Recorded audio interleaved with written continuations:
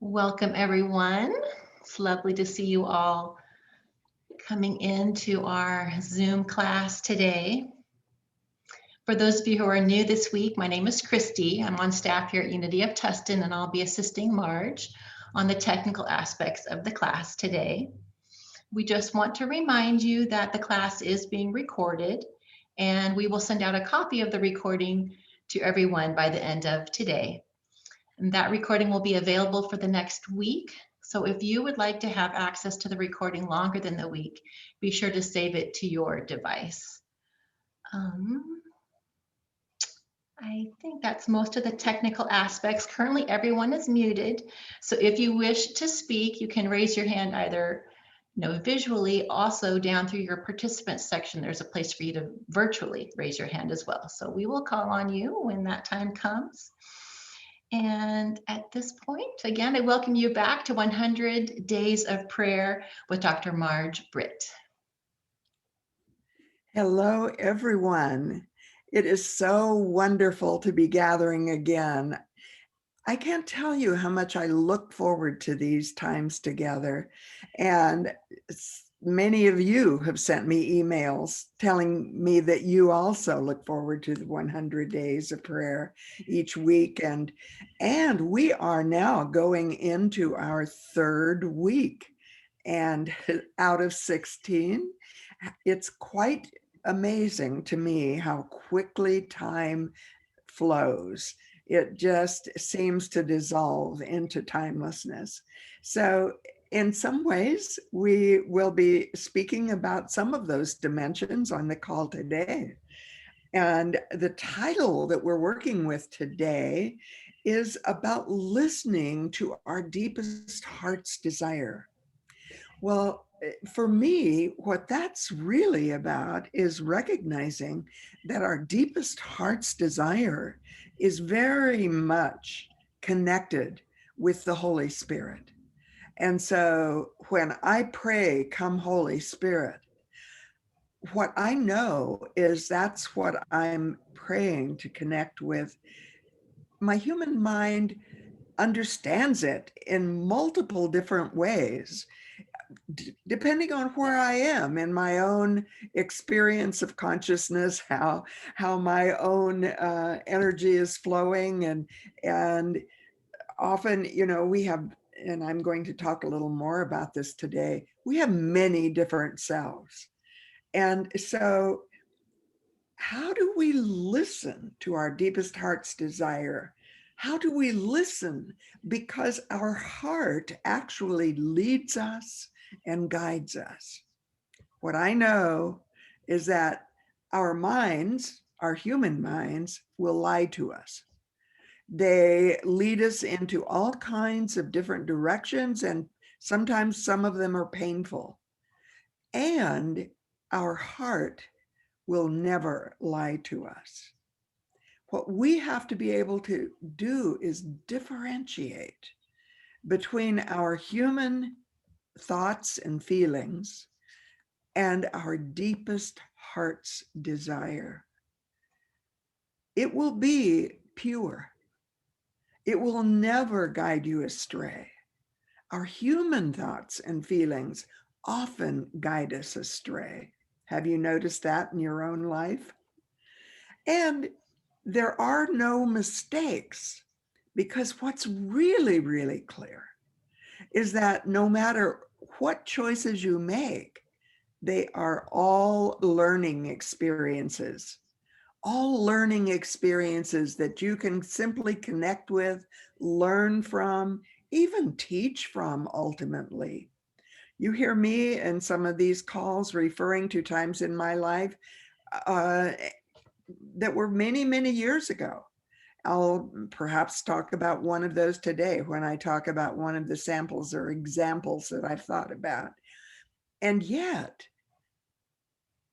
everything is existing simultaneously at the level of the soul, in the timeless realm of your soul. Past, present, and future are one. One. They exist in the vertical dimensions that go higher and deeper. in which you grow up and show up and clean up and mature, and where spirit descends constantly. And I'm going to start out with an example today, one of your examples, and it's going to be from Noelle.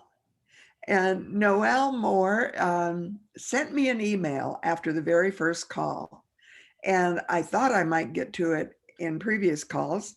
I didn't, by the way. That's one good way to get in touch with me is privately by sending me a private email, Dr. Marj Britt at calledbylove.institute.com. And Noelle, unmute yourself. Can you Hi, Marj and everybody. So nice to be with you guys today. Hey, so we're just going to jump into your example because you have an appointment that you may have to drop off of the call for. You're working from home, and so I want you to be able to share what you sent me after the very first call. It was a beautiful, beautiful poem. And I'm going to let you just share that to begin with. Okay, that sounds wonderful. Yes, it's a prayer. My intention is to write a prayer every day. And this was inspired from your first talk. So I will begin. Waking this morning to the tender sound of rain, the nourishment of life, the love of God, I let this symbol of life permeate my ether body through my ears, to my mind, to my heart, and in my breath. Breathe in and out, in and out. Life is breathing me as life is raining down. The love of God within, the love of God without. Radiating nourishment. I open to the all sustaining love of God, for only the love of God sustains me. It shows up in all ways, as in the rain in my yard, nourishing the trees and birds, cheerfully chirping, bringing in the new day, as in the soft blankets that enfold and cuddle me in warmth, laid like a newborn born entered onto the earth, greeted to such sweetness. Welcome, young one, to the light. Welcome, young one, to the life. The love of God shows up in the clothes, the socks, the shoes that I wear, the food that I eat, the doctors that I see. All are an outpicturing of the love of the beloved. Let my mind rest on this. The love of God is constantly revealing itself to me. How does it show up in this moment? Just beautiful, beautiful, beautiful. Mm. And Thank you told me where this began to originate. It had to do with a Saturday night experience. Oh, yes. Thank you for asking. Yeah, there's a group that gets together on Saturday night, which I pretty religiously watch. That's my thing on Saturday. So Saturday Night Alive. And we had a Halloween celebration where we were acknowledging our ancestors. And we actually got an opportunity to have Mark Anthony, who is a renowned psychic, on our call, and he did readings. And I was one of the people he did a reading for. And my dad came through, which is always such a delight for me. And the one thing that my dad was adamant about, Mark Anthony said he was even militant about, is make sure she knows that she is loved. And so I have now made that my meditation, my focus every day when I wake up in the morning, to open and recognize the love that shows up in so many different ways in my life and many different ways that I express it to others. One of the things that I realize over and over and over again is that people who have loved us, who have passed through the veils, they're on the other side, they are constantly with us. And all we need to do is just think of them. Just think of them, and they'll be with us. They can, They're multidimensional. They can be in multiple places at the same time. So one thought will bring them to us. We can feel their presence. So Noelle, how long ago did your dad pass through the veils? You know, it's funny we should be talking about this because I celebrate Valentine's Day with my dad because he actually departed. Oh my gosh, it's today. My dad departed today in 2012. What are the odds of that? Wow, talk about synchronicity. On on February 4th. On February 4th, 2012, my dad passed away, and every Valentine's Day, it's my special day to honor him. Isn't that fascinating? Because I had called you, you didn't answer the phone. And last night I was downstairs, not even where I could write down notes really, but you called me. So we connected last night and I invited you to be on the call today. And how beautiful that is. So Noelle, how did you connect with me? My gosh, well, you were a minister of Unity of Tustin some years back. I mean, gosh, was that 20 years ago? I mean, I've lost track of time. Yes. So almost from the And very I was there beginning. for 19 years. So Yes, did you yes. during those 19 years? You know, I was in and out. I also went to Agape during that time period as well. But I remember when you used to do those circles, and I did participate in a few of the Called by Love circles that you held at Unity of Tustin as well. So you've been in Yeah. my life for many years.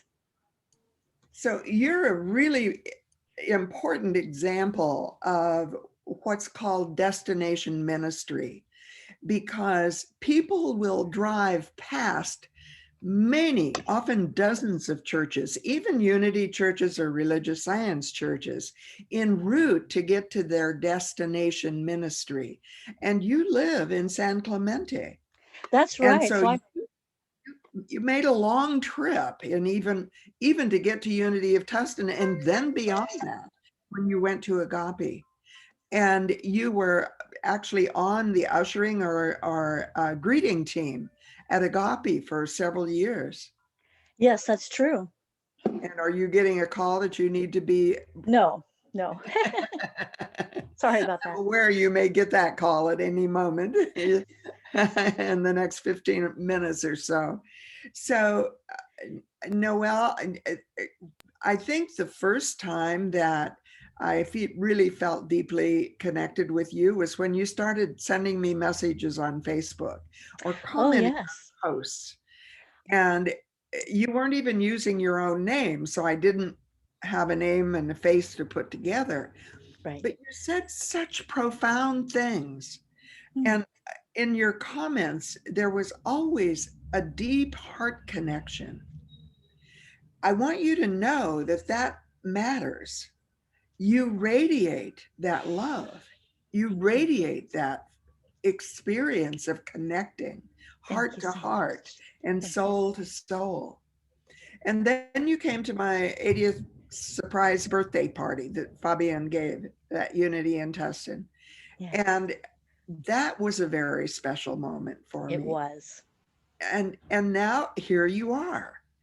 Here I am. What I know is that we often are connected with many people that are significant in our lives, and we don't recognize it. We don't pay attention to it. We don't hear them when they invite us to know them more. You know, I love the song, I want to know you more. I want to love you more. And then the next one is, I want to serve you more. Often, this is not about serving another human being or even doing volunteer work. This is about the beloved serving the beloved. So the beloved in me serves the beloved in you. The beloved in you sees and serves the beloved in me. And when we feel that, we recognize each other. We know that our souls are connected. It's not just our human selves. When we give in those ways to places where we received spiritual good, we're not giving because of the church connection, although that may be the way it's verbalized. We're giving because the beloved is giving to the beloved and experiencing the beloved. So inviting people to give without that awareness will probably be productive at the level of the human plane. Inviting people into that kind of connection is a whole different kind of connection. It's about a soul destiny. It's about soul meaning. So have you thought about your soul's destiny? You know, often I live alone and I don't have children and I don't have family. So my whole life is really dedicated to be of service. And I recognize service in so many different ways. And so kind of like as the poem, you know, it can be in the very mundane and it can be in a very deep and profound way. So service shows up in a multiple variety of different ways. So I see my life as being one of service, but I'm I think none of us belong to ourselves when we're born. We're all born to be giving ourselves to each other. So one of the interesting things when we talked last night, you told me that you had uh, just recently got started a new job after being at the children's hospital and working there for many years. All of a sudden, during the pandemic, the job disappears. And, you know, you were experiencing the same kind of loss that hundreds, thousands of people are experiencing now in our country. Businesses closing, people having to stand in food lines, although I doubt that you did that. But people that have lost so much. And yet you said a miracle happened. What was the miracle? Well, yes, I'm just so grateful in this COVID environment that I was able to get another job. So how fortunate for me. So I've been with this new company, the County of Orange, for now 2 months. And so what I want you to do for the rest of these 100 days of prayer and potentially beyond that, I want you to start making a list of the miracles that you identify in your life. And the first one on the list, well, you can decide where it is. What's the first one? Maybe it's the call where your father came through. Maybe it's that moment when you recognize that he's still guiding you, still directing you from the invisible. Maybe it's when you got the new job with the County of Orange during a COVID environment. So I want you and everyone on the call to begin making a list, recognizing the miracles that are manifesting. So if you remember when we started this course, the entry level was prayer is the foundation. Prayer is a medium of miracles. Now, what that means is if you don't recognize the miracles and begin to record them, they're like dreams. You forget them when you go back to your human levels of awareness. You forget that the miracles happened in your life. And then you go around feeling sorry for yourself or happy for yourself. But interestingly, happiness comes and goes. It's a human plane experience. What miracles ultimately lead us into is the experience of joy. that is without an opposite. It comes with immense gratitude, and it comes with a peace that passes understanding. And it comes with love without an opposite. So I'm so grateful for you. I'm so delighted that you called me back last night finally. And I want everyone to hear that the way that Noelle and I connected was, first she wrote me a private email and sent me her poem. I had it on my list of potential things for the last 2 calls. I had not gotten to it because we were immersed in the energy of the call. And then when I called you, there it was. We also found out that one of my longtime friends, someone I've known for over 30 years, you just recently became part of her dream building group. Who is it? Mary Morrissey. Yes, I've been following her for a number of years. Yes. Oh, and she just had her workshop for I don't know, it covered a lot of people. So we had people from the East Coast, West Coast. She normally does it in January for Los Angeles market, but we had over 4,000 people on the call this weekend. It was wonderful. The Dream Builder Live workshop by Mary Morrissey. Very inspiring. Well, I've known Mary before she built the Living Enrichment Center in Oregon. She was meeting in a theater with a small group of people to start with. I think maybe it even started in her home. And she was mentored by Jack Boland, who was also my mentor. Also, the 3 of us went, Mary Mannon Morrissey. Mannon was the name of her first husband, and her kids were just little. And Wendy Craig Purcell, who's the minister in San Diego, and I were, and there were other people that were in and out of the group, but we were the consistent ones that met all the time and went to each other's churches and took groups for church growth and development workshops.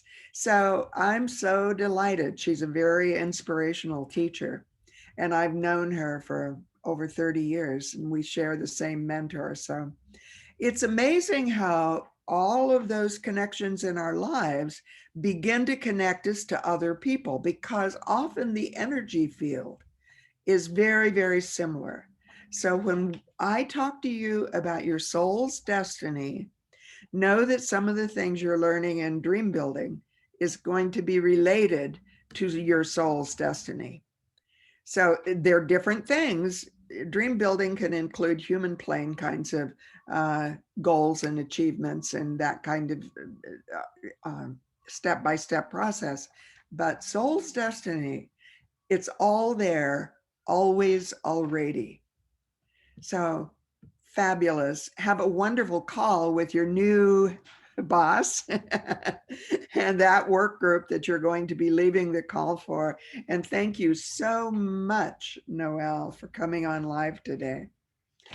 Oh, I'm just truly honored. Thank you for all that you shared with me. And you have been such an inspiration to me, Marj, through the years, and have helped to guide and direct my path as I moved along on this journey. So I'm ever so grateful for all that you have, all your contributions, all that you have given to me and to others. Just my heart just sings in joy to you. Thank you so much. Well, and I have to tell you something. This is not about me giving just to you. This is about you being in training. It's light upon light. It is about you being in training to become the same light that Mary Mannon Morrissey is, that I am, that Jack Boland was. You see, there's legacy in all of this. You are part of a sacred legacy system. It's called Light Upon Light. Andrew Harvey wrote a book by that title. Llewellyn Von Lee, who is an amazing mystic and another one of the people that I've just absolutely catapulted me into a very advanced levels of knowing without me even knowing I was going there. it happens when you are in the presence of that kind of vibration. So watch for it, feel it, open to it, invite it, and don't get sidetracked too often. And I say that laughingly because I know we all do. Thank you, Noelle. Thank you. And so, one of the things that I want us always to be aware of is how beautiful it is to behold the faces of each other and the faces of love in our lives. And as we go forward, there's one other person I want to introduce you to. And then we're going to move into a time that will include all of us. And the person I want to introduce you to next is also a person that sent me a private email. If you're willing to be called by me, send me your phone number in a private email. If you have questions, send me your phone number. It may mean that we end up answering them online in one of our calls. And that is exactly what I want to do right now. And Barbara Jan, Christy, can you find Barbara? Barbara, can you raise your hand? And it says raised hand. Is that Barbara Jan? Okay, I'm unmuted now. All right. Hi, Barbara. Hi, Marj. So you also sent me an email after the second call, and it was a beautiful, beautiful email. And in it, you said something that was really, really important to me. You said, I wanted to connect with you. That touches my heart when you say, I want to connect with you. There's something about those words that is like an invitation of the soul or of spirit. And then you said, the two sessions that we've had are so thought-provoking and deep. And you added, it really makes me do the work. And then you told me about receiving a message during a time in the silence or in the stillness. It was very unexpected, you said, and it was interesting. So tell us about that. Okay. As I said, I've been a member of Unity for a long time, off and on for many, many years. And I just really felt connected. I wanted to actually connect with you. And so that was a wonderful, wonderful thing. The experience that I had a couple nights ago, I like the evening time, and that's when I try to meditate and go into silence and the stillness, and that's what I was doing right before I was going to go to sleep. And I just was really, really in this other place, and I felt lifted, and a voice came. And it said, I was focusing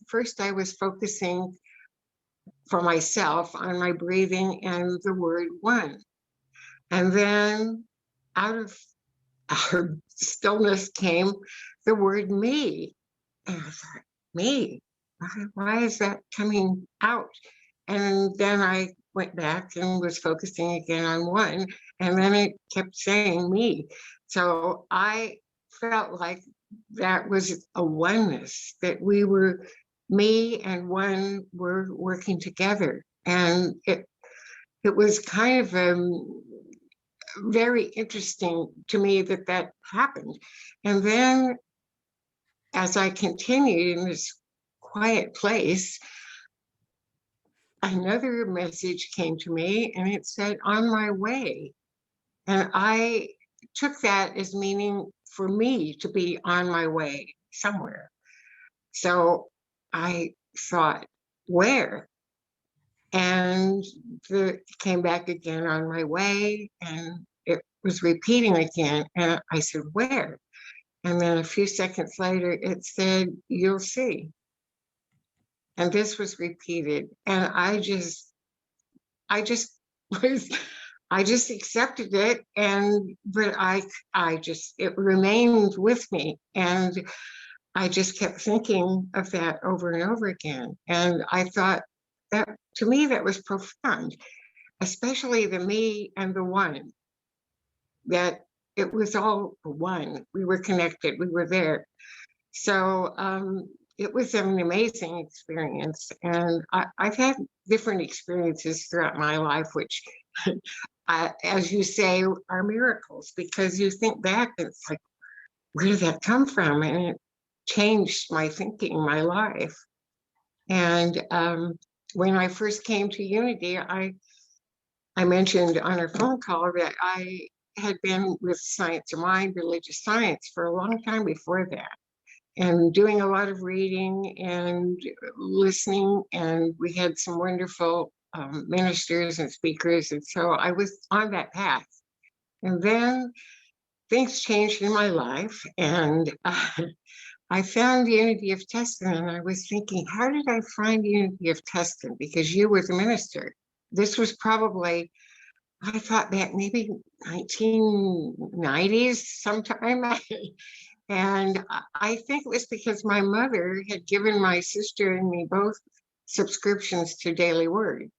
And so I think that I went through Daily Word to find a church. And so it guided me to the area, to Unity of Tustin. And it was wonderful. And walking into the sanctuary just filled me with this peace and contentment. It was an emotional feeling. It was just almost brought me to tears. So, and then listening to the talks that you gave, it was just thought provoking. It just gave me something to feed on for the whole week. And it was a wonderful experience. And so I'm so grateful. And grateful is what I'm really focusing on much more than ever, because there's so many wonderful things to be grateful for. And I live in a wonderful spot where nature's all around me, and I have these amazing sunsets. So that's something I'm grateful for every night. So I just have lots of wonderful things going on. And so I can't wait to see where I'm going next, where I'm going to be on my way to. So thank you. I love the way that your soul was communicating with you so clearly, and you were open to it. You recorded it in a way that you could put it into an email with me and ask a question, like, I'm really curious about this. What's happening? What you are describing is the phenomena that I call in my book, Your Soul's Invisible Codes. I call this phenomena write your soul. And it's not really about writing like people write in a journal, because when you write in a journal, what you're doing is you're just writing from your rational, logical mind. And you have memories and day-to-day experiences, but it comes from the human mind, comes from the intellect. When you scribe what comes from your soul, it's very, very different. I didn't learn it actually until after I left Unity of Tustin, and my beloved passed through the veils. And so, like Noel, my first experience of this kind of communication came through the veils. And well, actually, it came earlier than that, but I didn't understand it enough to know what was happening. My son came through to me when he passed through the veils. And he said to me many different things, and I would test it using a pendulum to see if I was actually hearing it. And I would get yes, no, maybe, and sometimes no answer. And so I was gradually learning about this experience of voices coming through the veils. Now I have names for them, and maybe sometime in this course I'll talk about some of those. There's several different kinds of ways that we can hear through the with connecting the visible and the invisible. I didn't know any of those things then. But I was gradually, but I didn't write down what my son told me. Now I've pretty much forgotten it, except for one time. And he said, I was in the bathroom, and he said, "Mom, tell Paul to listen to me. I try to talk to him and he won't listen." And I sort of, I mean, it surprised me. And then he just continued. He said, "Tell him it will seem like thoughts, but he'll know it's me by the way I say it." And Bud had a very distinctive way of speaking and talking, and anyone that knew him knew he had his own way. And tell him it'll seem like thoughts, but he'll know it's me by the way I say it. And so you can tell when you're being communicated with from the invisible, whether it's someone that you love that has crossed over, like Noelle heard from her father, or whether it's someone that is just looking after you, guiding you, directing you, opening doors. And, you know, Myrtle Fillmore went around Unity Village and told people that she would be leaving within a few days. She told people that were working there. Maybe it wasn't Unity Village. I think maybe it was Unity on in Kansas City before they moved to the village full time, and walked all around. Actually, Ed, you're here. You and Fabian and I went to that building one time. and Myrtle walked around and told everyone goodbye. And they said, "You can't go. There's too much left for you to do." And Myrtle said, "I can do more now from the other side. I've done what I can do here. I can do more now from the other side." And so sometimes people will communicate with us who are helping us from the other side. Really, really important to know. And it's so significant because, first of all, it's telling you that you're focusing on the word one. This is part of the Trinity that Unity identifies. 3 dimensions of Trinity: spirit, soul, and body. So spirit is where one is. There is a oneness. The spirit that is in me is exactly the same, Barbara, as the spirit that is within you. There's no difference, only one. You and I are one. Fabian and I are one. Christy and I are one. I'm just looking at faces on top of my screen. Ed and I are one. Marla and I are one. Rebecca and I are one. That happens to be the maximum number of people that can show up at the top of my screen. I have to change to gallery view to get more than that. And right now I want to look at you and look at you deeply and clearly and see you, so that I connect with you heart to heart and soul to soul. because clearly what we're talking about is something that connects our souls. Our souls know their oneness. Now, our individual self has an individualized soul. Your individualized soul is different than mine.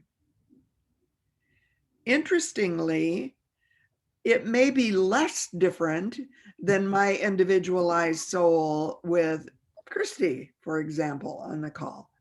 How do I know that? Because you connected with me and you said, I'll be your partner in this realm of defining aging in a different way. And we laughed and we said, great, we'll be partners in defining a new vision for aging. True. And I invited you 2 weeks ago to call me or to send me an email with your phone number. I didn't get it until 2 days ago. So time and timelessness don't always appear in the same way. Time is this horizontal dimension, and there's 100 years ago and 10 days ago and 100 years in the future and 10 days in the future, 10 years in the future. That's up on the horizontal plane. Vertically, they all exist simultaneously. How do I know you and I have some very similar soul dimensions? Because we literally came in to this plane about 3 weeks apart. And what I know from having an astrological reading for the very first time that gave me this information and in this incredible depth is that there was a very unusual cosmic formation at that time that had to do with energy, where the openness from heaven to earth was the veils were thin. And during that time, there were experiences that allowed souls to come through. And you and I came through 3 weeks apart during those years. Interestingly, one of the people that I used to study a lot and actually admired her work a whole lot, who has now gone through the veils, one of her students has shown up in my life in the last year or two. I don't think this is by accident. We do coaching calls. Because I want to connect with her. She knows more about technology and online work than I do. And actually, this is the way the universe connects us with people that are part of our destiny path. So you also told me some things when we talked on the telephone that I think are just really, really important. You told me that you attended Unity in Long Beach. And I asked you if you knew that Charles and Cora Fillmore had attended there. What'd you tell me? That was very surprising. That was the place in Southern California that they chose to attend. And they were, one of the things Charles thought very seriously about was creating a Unity West. And he liked the warm weather here. So do I. So very, very fascinating. Unity in Long Beach. And very, very interesting. You live in Costa Mesa now. You're no longer living in Long Beach. But you did tell me that you had gone online and attended the Whitestone weekend that Unity of Tustin had done. Tell me about that. I did. That was the first time I think I ever was involved in that, and it was it was a wonderful experience. It was just cleansing and just it was unifying with all the other people that were there, and it was just one of the wonderful things that was happening to me and that I had never experienced before, that particular um, event. And since then, even when I couldn't be at the church to do that, I've done it myself in my own environment because I think it's valuable. It focuses on what we want to do and what's ahead. So it's been wonderful. And I have to tell you, I had not read your book, and I got your book this last week, and I started reading it, and I can't go beyond the first chapter because there's work to do. And so I thought, I want I want to go ahead and just really enjoy it. I'm anxious to go on and read the rest of it. But I thought, oh, there's an assignment here, and I need to focus on that. So that has been a wonderful gift too, just finding that book. So I have a I've been suggestion. reading that, and also Defying Gravity by Carolyn Myss, which I had bought a long time ago. I think she came to Unity in the past as one of our authors, speakers. And I had forgotten, I hadn't read that book for a long time. It was a long time ago. So I started reading, and I got stuck on a chapter about reasoning, which just kind of held me for the week, actually, about questioning why and the things that she said about certain things. There's no reason. You have to give it up. You're just wasting your time. And so anyway, that's what I've been doing the last couple weeks. It's the energy playing, and we are right now in a huge time of cosmic energy playing.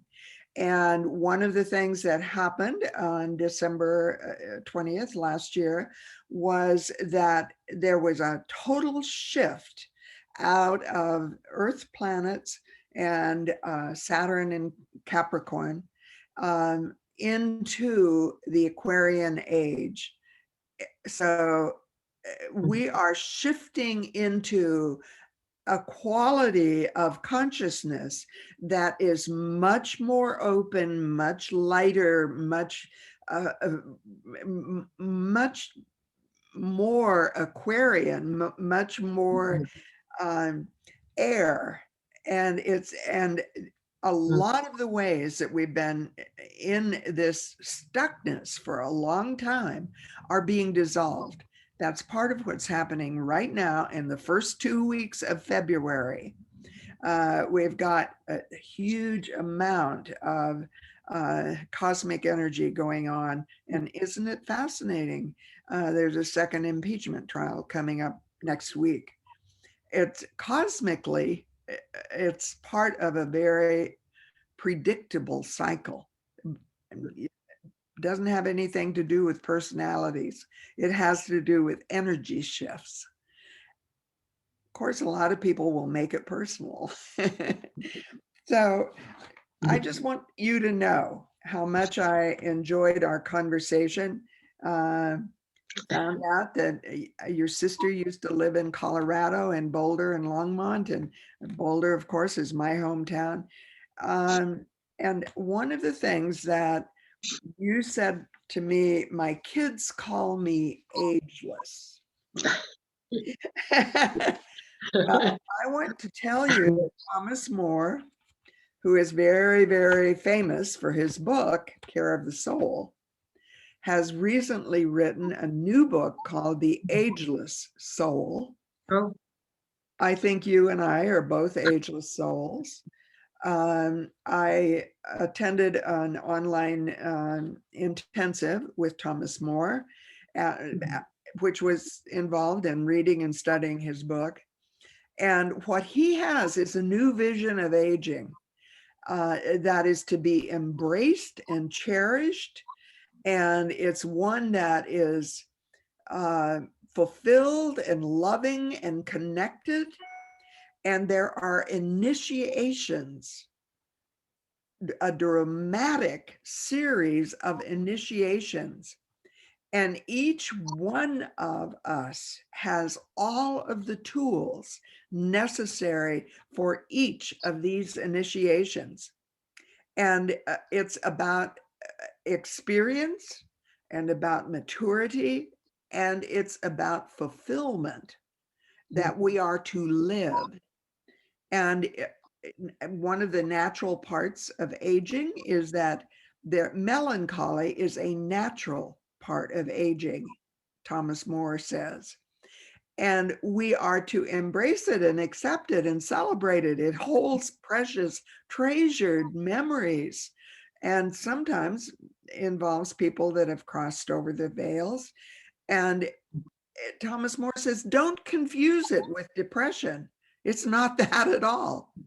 It's and another really vital role for ageless souls is that of elder and mentor.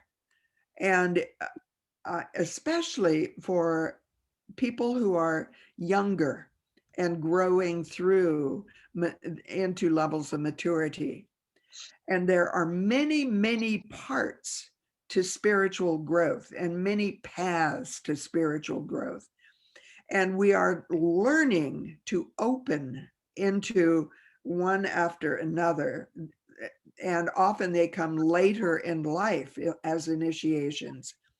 It also he also talks about the difference between sensuality and sexuality, and how we become more sensual.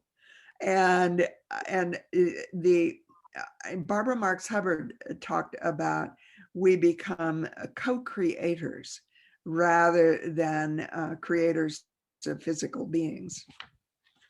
And we are building new communities and leaving a legacy. And so we take life on, and we embrace the richness of the experience, and we accept the invitations, and we feel fulfilled and filled with love and peace and joy as we go into these dimensions of the ageless soul. So, Barbara, that's what you said. I'll be your partner. And I said, yes, so we've got a commitment there. Definitely. And if anyone else wants to join us in that, let me know. Barbara and I are on. Sounds good to me. All right. So your kids were right. They didn't even know how right they were when they said you're ageless. And so, Christy, you are learning for the very first time what I call the spotlight. And some of you saw it pop up on, or at least I did on my screen, saw it pop up because Fabian and Christy were experimenting with it just before we all went live. And what I want us to do right now is to go through a time of spotlight. Now, the only way you can participate is if you have your video on. If your video's off, the spotlight will skip over you. So if you don't want to participate in it, you can turn your video off. And if you want to participate in it, stay with your video on. And we're going to, Christy, I think you and Marla, you and Fabian decided that you would sort of be the driver of this. We're going to take anywhere from 5 to 10 seconds apiece. And this could take a few minutes because every single person is going to come into the full screen view like Barbara is right now on my screen. And we're going to do it in silence. Now, Leslie Temple Thurston, who came and taught at Unity in Tustin, and taught us a practice that is an initiation practice. It's an initiation into the soul and an initiation into the level of soul knowing that is beyond the human mind. And what it involves is gazing. And she would gaze at people as we were in silent meditation. We could have our eyes closed, and sometimes you could feel her gazing. Michael Ward, who was a member of Unity of Tustin, actually brand new there when they came in the 1990s, went to one of her intensives and had his eyes closed, sitting in meditation. And suddenly he felt the energy of the gaze. And he opened his eyes, and she was looking right at him, gazing. So that's what we're going to do. We're going to be sending each other this love without an opposite that comes from the level of the soul. Conditional love comes from the human plane. So that's when people come and go in our lives, and we think we love them, and then we decide we hate them or we don't like them, those kinds of things. That's human love. And it has all kinds of dimensions that include things like selfishness and trying to control.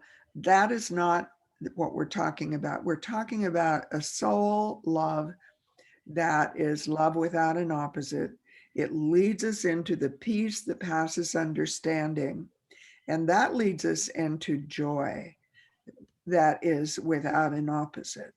So we experience joy even in times of COVID, for example, and we can experience miracles as a result of it, as happened in Noelle's life when she got a brand new job during such a hard, difficult time. So, Christy, are you ready to have us? And we do this in silence. So, no speaking, just send love, gaze into the person's eyes that's on the screen in front of you. Send love without an opposite. Send peace that passes understanding. Send blessings upon blessings that lead into joy without an opposite.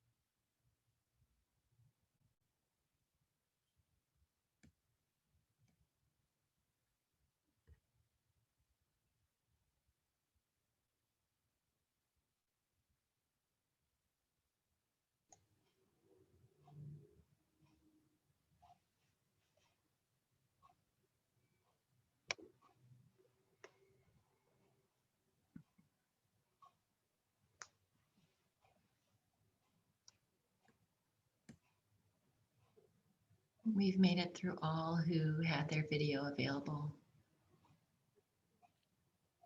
Oh, that was beautiful. Is there anyone that would like to comment on what they felt? Do I see Rebecca raising her hand? Yes. So I felt, actually I felt joy. A lot of, there was a couple of people that I felt, I got teary-eyed with. I was tingling all over. It's just, I felt like I was floating actually. Yes. So yeah, that's, yeah, I just feel really joyful, real giddy, real like almost childlike. That's so beautiful. Thank you so much for sharing that. Anyone else?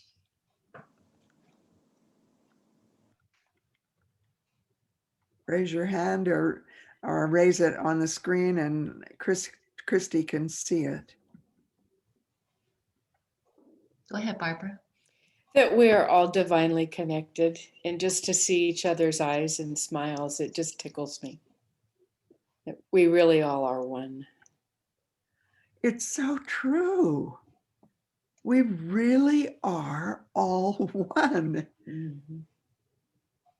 And in these kinds of moments, we can feel it vividly. Mm-hmm. There's no separation. When we're in feeling separation, we're out of it. Yeah. It's an invitation to come back. Yeah. Thank you, Barbara. We have someone who's just arrived and may not know about this. We could invite Doug, who has just arrived, to turn on his video. Marj, if you'd like to explain. So what was it like for you, Doug, as you came in and didn't really know what was going on? Here we go. Can you hear me? Hello? I can. Okay, this is very private and you're not aware, but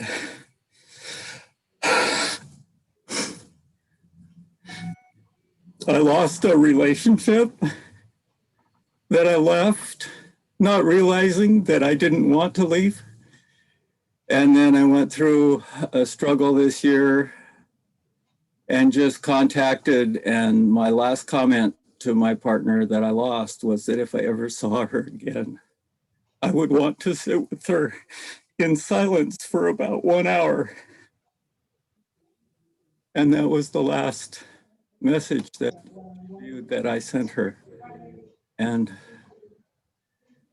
there's, this is part of a process for me. I sent you a message this morning, and I'm so thankful you're available to hear an in-depth exchange, but there's way too much for me to explain. But this moment was absolutely part of overwhelming synchronicities that goes back a couple of years when you picked up a Facebook post of mine and shared it to your Called by Love show, and I had no idea who you were. And I heard this voice on the radio, and I thought, who is this character and what do they do? And it's like, well, excuse me.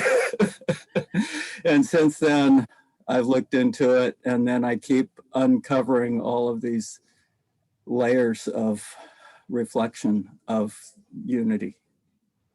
And from now through April, this is just exactly as you say, the chart, the path we're charting for 2021 and the way out of this crazy transition. And my relationship captures those conflicts. I was somebody who didn't want to believe any of the official narrative, and it's like, oh, you can stuff this. And she was just the opposite and immediately afraid of the virus. And then we let those tensions just add to the personal tensions. They really reflected on a deeper level. And I'm coming out of that now. and just So know. much for being willing to speak, Doug. You're And- welcome, and thank you for asking, because I didn't, how do you start saying what you can't ever express? I know, but you already know, because you're the other half of this whole picture. So thank you. Is there a possibility you would like to turn on your videos so people can send you love? Oh, okay. I was just, my dog was barking at something. I had to go outside and get him. And yeah, I live on a boat, and it's just kind of a rustic setting. Here I am. This is my, Okay, let's go into the silence. thank you. Thank you. Let everyone send you that love and that peace. Thank you. Just receive it. Thank you. You can even open your eyes so we can see into your eyes. The left eye is the eye of the soul. It is. Into the right brain. So let's be in the silence and receive the love, the peace, and the joy.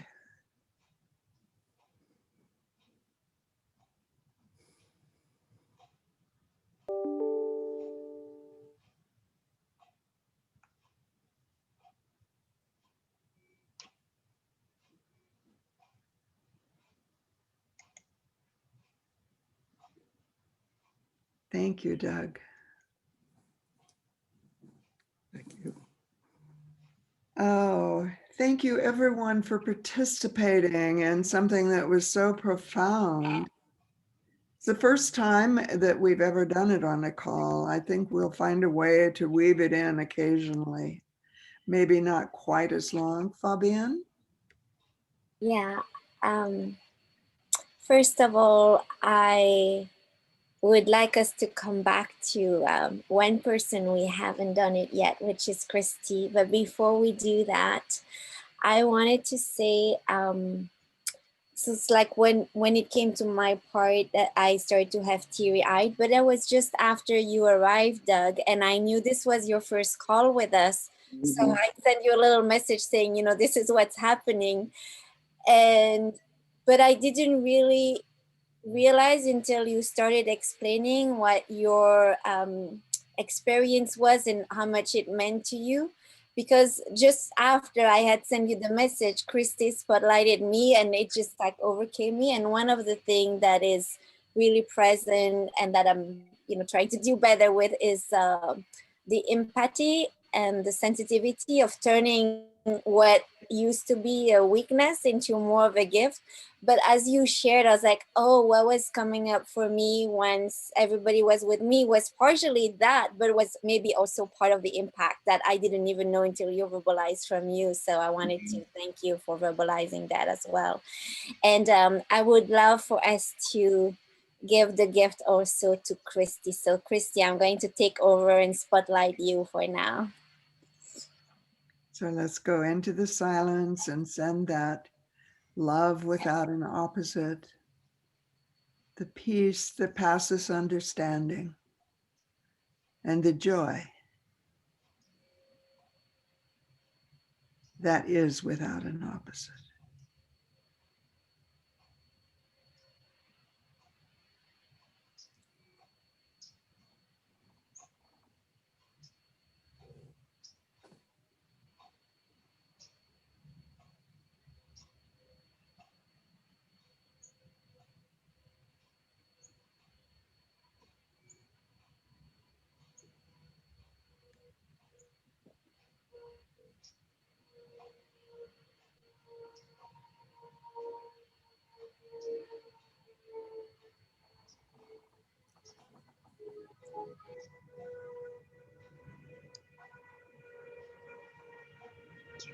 Oh, thank you so much, Christy. And I just want to appreciate both Christy and Fabienne. They've jumped in and learned a whole new things. We had never done anything through this particular platform, and actually it's working out quite well. I even resisted it. isn't it interesting how we resist sometimes the things that we will come to know as blessing, how we resist, and so many times we don't even have a glimpse. We just feel a yearning. Sometimes we get the glimpses, sometimes we don't. Sometimes the glimpses come and they go. And we have to come back. We have to come back so that we can feel connected to our own hearts. And what I realize over and over again in my life is even though people come and go in our lives, sometimes through death, sometimes through ending of relationships, ultimately, if we have felt deep levels of love, that love is always present. Even though we may be going through some of the dynamics of whatever's showing up, whether it is feeling loss, or whether it's grief, or whether it's anger, or sometimes rage, even sometimes differences of opinions. And so let me just share with you a cosmic update. I love having the opportunity to see a cosmic update, and every morning I get one on my iPhone. And actually, the first one came in at 6:45 this morning, very, very early. And it's actually an update from this person that I mentioned when I was talking about having a reading for the first time in my life that was very, very deep. Her name is Anne Ortelee, Anne C. Ortley. And this morning, the first update came in and said that Mercury, the moon is in Scorpio. And they are in opposition to Mars that is in Taurus. And she interprets that in just a sentence. And she said, it's a take action aspect, maybe something emotionally difficult. Sometimes annoyance leads to progress. Have you ever had annoyance that leads to progress? Stop and think about that. And then just a couple of hours later, I got the second message on my iPhone, and it said, it's an aha moment.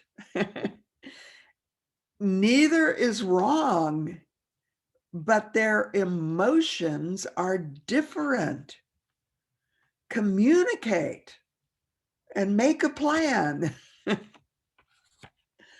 So sometimes we have those moments in our lives where we literally are invited to take a pause point, to review. Actually, Mercury's in retrograde, and that's always about reviewing things, often renewing, looking at it again, going over it again. And it's a time to review and pause, and then enter perhaps at a different level of vibration. One that is centered in love without an opposite. That doesn't mean that you're going to go back to where you were in love, because if you separated because you were fighting, or for whatever reason, differences of opinions, you don't want to go back and repeat those kinds of errors. You want to find your way through them. And so it requires kindness and awareness. So it's a capital A awareness of small a awareness. And here we go right straight back to basic unity teachings. Charles Fillmore. 7 is the number of completion on the human plane. 12 is the number of completion on the spiritual plane. And every single one of those levels, all of the way from 0 before you were born to 12 completion, if you do the 7-year cycles, you're going to be 84 years old before you complete 12. And I'm not even there yet. So that says to me, I still have things to learn. The universe isn't done with me here, or I wouldn't still be here. What it also means for me is that every single level, as we move through these stages of maturity, offer us new opportunities for awareness, a more refined, expanded, vaster perception, a more openness to knowing love without an opposite that allows for people to be who they are, where they are in their own process of evolution. And then to find the ways to try to find the good and the true and the beautiful within each of those in our own lives, as well as in each of the circumstances and in the other person's life. So take a moment or two and really give some consideration to that. And as Barbara was talking about, she got my book this week and had gotten sort of stuck because she knew there was work to do. Barbara, I wouldn't stay stuck. What I would do, those chapters are short. Most of them are only a few pages. Read one chapter a day. There's 40 of them. It's going to take you 40 days to get through one chapter a day. Know you can always go back and know that there's always work to do on every single one of them. But go on to the next one. There's a blank page at the end of each chapter. Just write down things that came to you, words or phrases. Don't try to write. That's your human mind wanting to do all of the detail. The details are not important. Those details are going to change as you evolve and grow. And so just take the opportunity to see what comes, jot it down. You can always go back to it and work on it in detail later. And then the next day, go on to the next one. And just continue taking a step forward. Just one chapter a day. That's about all you can really begin to hope to absorb. If you try to read it through more quickly than that, you probably won't get what you need to out of it. And you will still need to go back and look at some of the deeper work later, as we're doing here today. So anyone, we're about 6 minutes before we're out of time. Anyone want to raise their hand and ask a question? Ed, can you unmute Ed, please?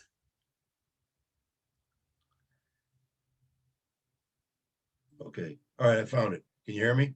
Yes. Okay, I don't want to ask a question. I'd like to kind of make a statement or share this. I'd like to share it with Doug. I'd like to share with Doug that he might want to reconsider using the word lost with the word and the thought word and the word change. Instead of lost, use the word and the thought of change. Now, we've all been through what Doug's been through because we're all human beings and we all have relationships. But it's kind of the way that you look at something or think about it. And we all, in a sense, have lost, but we really haven't.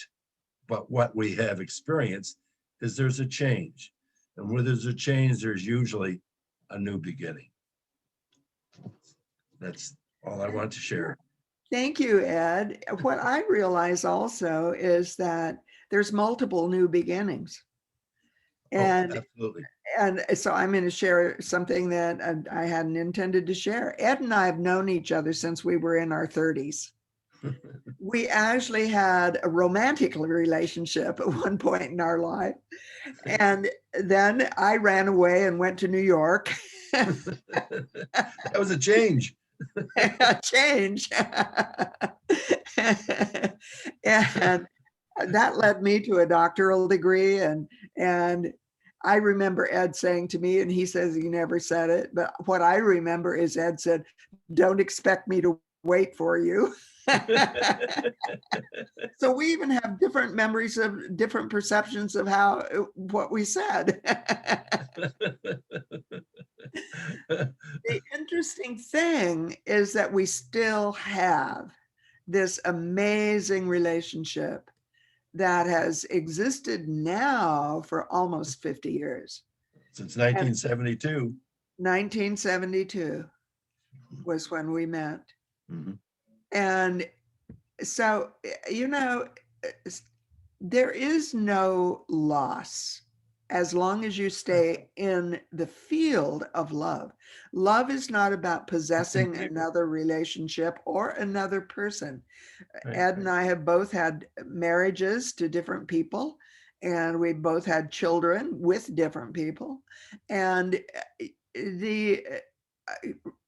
this field of love has always been there. Mhm.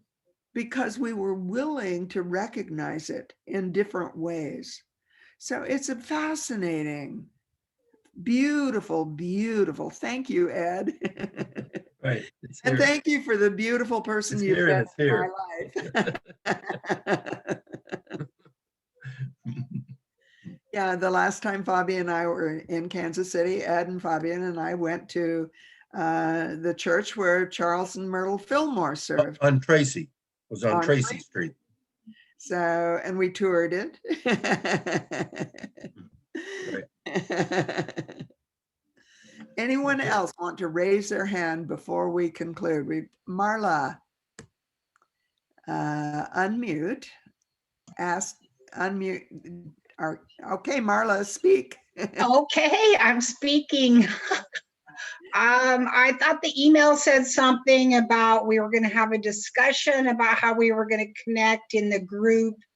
I don't know what it's called. Christy can maybe tell me what the word is that we're trying to connect in a group outside of this meeting. What is Yes, that? the Google group. Fabian, come online and we'll go a couple of minutes over in order for Fabian to explain this. It's Thank just you. very simple. Thank you, Marla. That was also what I wanted to get back to. So perfect. Yes. So the idea with the Google group is it's simple, but I wanted to clarify so there is no confusion. So when you have received the latest email from Marj, you saw it going to the 100 Days of Prayer. I think it's at Google group. And when an email goes to that group, it goes to everyone who is part of the class and, the support team.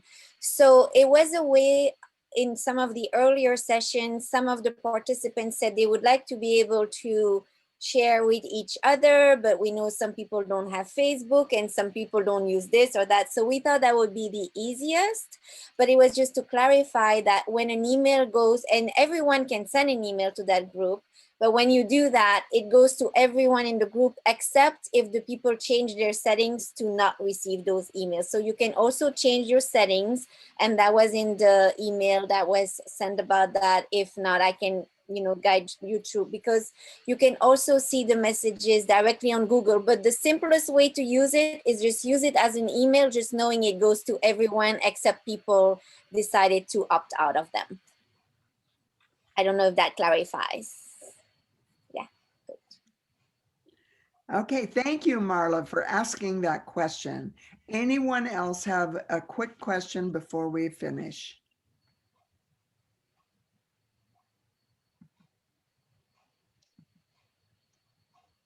I'm not seeing anyone raising their hand. So Do what you, we're going to do do you is just, I don't know, I don't know if you have it right there. I don't, but I could look for it. Did you want to mention the theme of next week in advance?